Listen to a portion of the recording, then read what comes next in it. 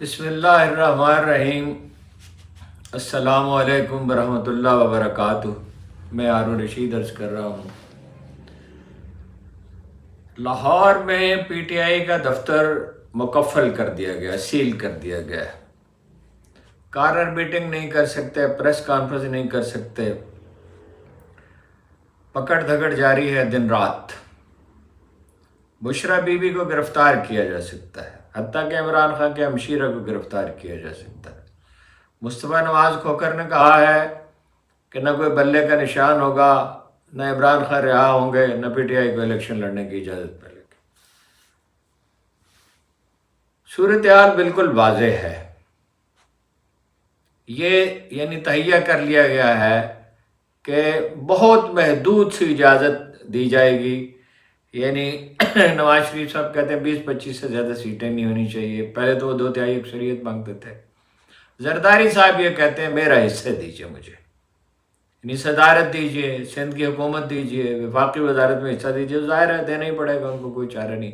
جمعیت علماء اسلام کو بھی 5-7 پارٹیوں کی حکومت نہیں بنے گی جیسے بعض لوگوں نے کہا، 15-20 پارٹیوں کی حکومت بنے گی۔ 2 نئی پارٹیاں بن گئی ہیں، جہانگیر ترین صاحب کی اور پرویز خٹک صاحب کی۔ بظاہر ایسا لگتا ہے کہ صورتحال بہت بگڑ گئی اور بہت جبر ہو گیا اور بہت کوئی راستہ باقی نہ رہا۔ میرے خیال میں صورتحال اس کے بالکل برعکس ہے، قطعی برعکس ہے۔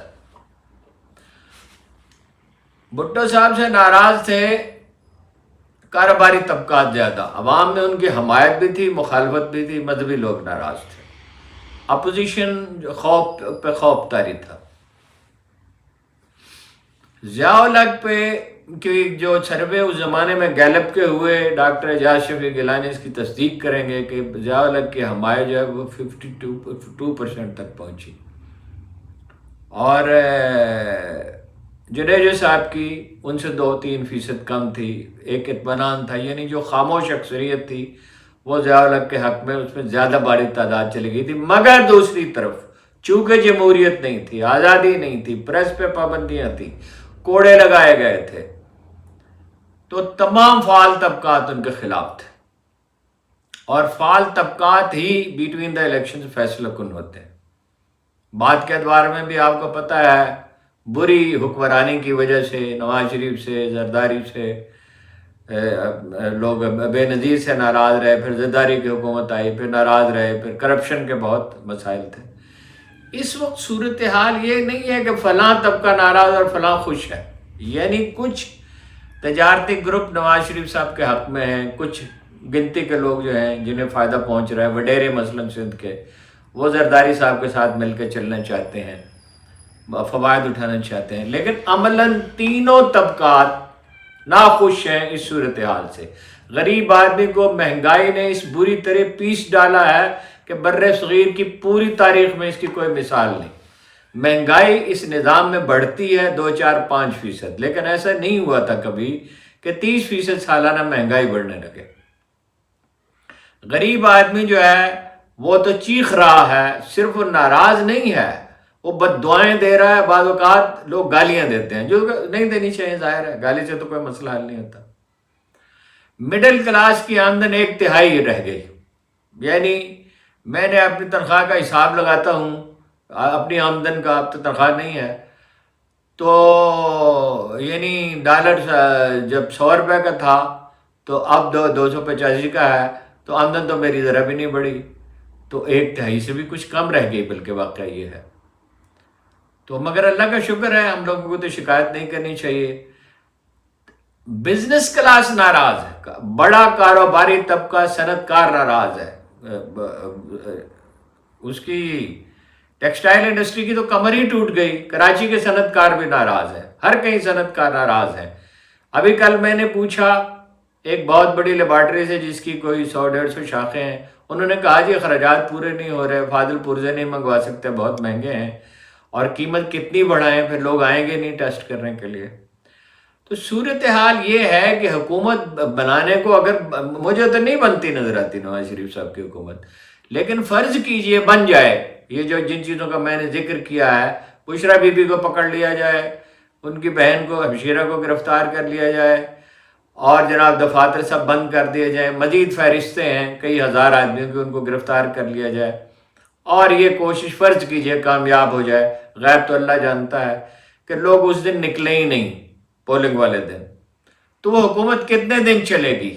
اندازہ یہ ہے 2-3 مہینے 4 مہینے، بہت چل جائے گی، سال چل جائے گی۔ افغانستان کا مسئلہ اپنی جگہ پہ ہے، امریکہ کی کوشش ہے پاکستان اور افغانستان کی جنگ کو، امریکہ کی کوشش جیسے تھی یوکرین میں، یوکرین کی اور روس کی جنگ ہو اور پیچھے اس کے نیٹو کھڑا ہو، امریکہ کی کوشش ہے کہ بھارت اور چین کی جنگ ہو، امریکی معیشت لرز رہی ہے، اور نمبر 2 اس کی دنیا میں غلبہ اس کا ختم ہو رہا ہے، انہیں اپنا غلبہ بھی چاہیے اور اپنا اسلحہ بیچنا ہے، انہیں مڈل ایسٹ میں گرفت چاہیے۔ یہ الگ اپنی جگہ پہ مسئلہ ہے، ساری دنیا کی معیشتیں برباد ہو رہی ہیں، یورپ میں فاصلہ پیدا ہونا شروع ہو گیا ہے، وہ فلسطین پہ میں الگ بات کرتا ہوں، وہ بھی ایک فیکٹر ہے۔ یہ حکومت بن نہیں چل سکتی، اول بن جائے تو چل نہیں سکتی۔ اس صورتحال میں جو غلطیاں جو بھی کی ہوں، عمران خان نے جو بھی کی ہوں، لوگوں کا رجوع اس کی طرف ہو چکا۔ صدر عارف الوی نے ٹھیک کہا کہ عمران خان نے یہ غلطی کی، وہ یہ سمجھے کہ آئین پریویل کرے گا، آئین کی خلاف ورزی نہیں کی جائے گی، حالانکہ انہیں یہ بات معلوم ہونی چاہیے تھی، چودھری پرویز الہی سمجھاتے رہے اور لوگوں نے کہا، مگر وہ بعض اوقات اپنی مرضی کرنے پہ تل جاتے ہیں، زیادہ اعتماد حد سے زیادہ بڑھ جاتا ہے، بہت ورزش کرنے والوں میں، بہت صحت مند لوگوں میں، اگریسو لوگوں میں یہ فینومینا زیادہ ہوتا ہے، اعتماد بڑھ جاتا ہے۔ صوبائی اسمبلیاں نہیں توڑنی چاہیے تھی اور وہ موجود ہوتی، اسی طرح وفاقی اسمبلی سے مستعفی نہیں ہونا چاہیے تھا، قومی اسمبلی سے، لیکن وہ تو ہو چکا، اب اس کا صرف تجزیہ ہو سکتا ہے۔ ماضی پہ کبھی ماتم نہیں کرنا چاہیے، ماضی کو کبھی رونا نہیں چاہیے۔ رسول اللہ صلی اللہ علیہ وسلم نے فرمایا جہاں سے کاش شروع ہوتا ہے وہیں سے شیطرت شروع ہوتی ہے۔ دیکھیے یہ بشرا بی بی کے خلاف تو نیب نے وہ ملزم کی گواہ کے بجائے انہیں ملزم بنانے کی کوشش کی ہے، شواہد جمع کرنے شروع کیے ہیں۔ عمران خان کہتے ہیں ان کا تو کوئی بینک اکاؤنٹ ہی نہیں ہے، اب مجھے نہیں معلوم کہ کوئی ان پہ الزامات میں صحیح ہیں غلط ہیں، لیکن فرح بی بی کے خلاف آپ نے دیکھا، فرح گوگے کے خلاف جو کمپین شروع ہو گئی، تو ان کا موقف یہ ہے کہ جی ہمارا تو سب کچھ ڈکلیئرڈ ہے، بہرحال جنرلی اٹ از بلیوڈ کہ انہوں نے پیسے بنائے ہیں، تو ان کے خلاف کارروائی ہونی چاہیے۔ تو سوال یہ اٹھایا گیا ٹیلی ویژن پہ کہ کیا عمران خان نے اسے حصہ لیا؟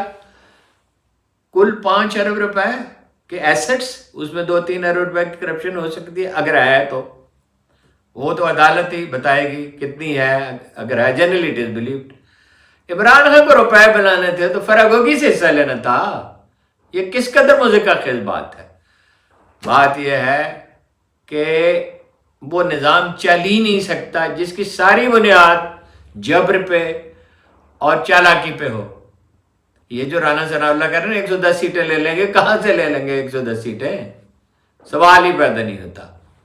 فیکٹرز کئی جمع ہو گئے ہیں، امریکہ بھی چاہتا ہے عمران خان آئے، یورپی یونین بھی یہی چاہے گی، ایک اسلامی بلاک کا تصور، ایک اسلامی لیڈر کا تصور جو اقوام متحدہ میں کھڑے ہو کے ایاک نعبد و ایاک نستعین کہتا ہے، جو کوالالمپور میں اس نے جمع کرنے کی کوشش کی، رضوان کو روس کو اپنا مہاتیر محمد اکٹھے ہو کے تو ایک یعنی طاقت پر بلاک بنانے کی کوشش کریں، دباؤ ڈالیں، گستاخی جو ہوتی ہے جناب رسالت مآب کی شان میں قرآن کریم جلانے کی جو کوشش ہوتی ہے، یہ سلسلہ روکے، اس کے لیے OIC میں انہوں نے دباؤ بڑھانا شروع کیا عمران خان نے۔